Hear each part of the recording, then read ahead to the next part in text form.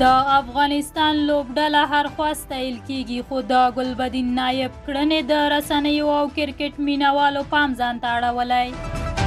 سلام، ښه راغلاست. تاسو زموږ غږ له یاران ټي وي یوټیوب چینل او فیسبوک پاڼې څخه اورئ.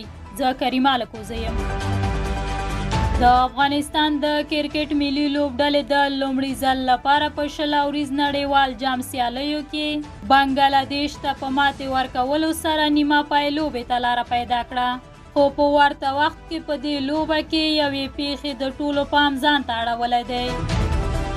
افغانستان د نړیوال 20 اوریز جام د سوپر 8 پړاو په وروستۍ لوبه کې بنګلادیش ته د باران له امله د ډي سی ایل میتود له مخې په 8 منډو ماتې ورکولو سره تاریخ جوړ کړ. په داسې حال کې چې په ټولنیزو رسنیو کې د افغان لوبډلې ستاینه کیږي، د لوبې پر مهال یوې پیښې د ټولو پام ځان ته اړولی او ډیرو خندونکې ډرامه وبلله. افغان لوبغاړی ګلبدین نایب د بنګلادیش پر وړاندې د لوبې د ځنډولو له کبله په جعلي ټپي کېدو تورن شوی دی. د افغانستان د 114 منډو هدف د بنګلادیش د توپ وهنې په ترڅ کې افغان لوبډلې په 11 اوور کې د بنګلادیش لوبډلې په 80 منډو کې شپږم او اووم لوبغاړي وسوځول.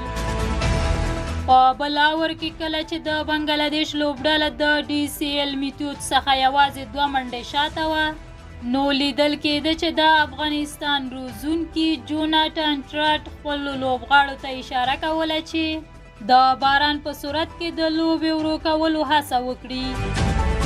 افغان فیلډر ګلبدین نایب چې د جوناټن ټراټ له اشارې وروسته د 12 اوور په 3 او 4 بال په سلیپ کې ولاړ و، په پښه کې د سخت درد احساس وکړ. په همدې حال کې د لوبډلو غړو د ډاکټرانو څخه مرسته وغوښته او د یې له میدان څخه وویست. د ګلبدین نایب له وتو سره سم لوبه هم د باران له امله ودرول شوه. په هر صورت باران ډیر دوام ونه کړ او کله چې لوبه بیا پیل شوه د ډي سی ایل میتود لاندې یو اور کم شو او بنګلادیش لوبډلې ته د 114 منډو هدف وټاکل شو. کله چې لوبه پیل شوه څو شېبې وروسته په حیرانتیا سره ګلبدین چې څه موده وړاندې ټپي شوی و بیرته میدان ته راغی او د لوبې 15 اوور یې وکړ او ویکټ یې هم واخیسته.